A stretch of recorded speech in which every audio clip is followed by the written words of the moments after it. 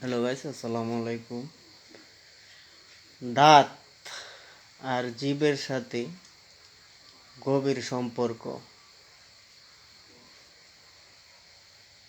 জিভ দাঁতকে বলে, আমি তোমায় ভয় পাই, আমি নরম জিনিস, তুমি শক্ত, তোমার ফাঁক দিয়া যাওয়া আশা করি। দাঁত বলে, তোমার চেয়ে আমি আরো তোমাকে বেশি ভয় পাই। জিভ বলে, কেন? উত্তরে দাঁতে জবাব দেয়, তুমি তো জীব, তোমার কাজ ভাষায় প্রকাশ করা। তোমার একটা ভাষায় তাপ পরে দাঁত পরে যেতে পারে।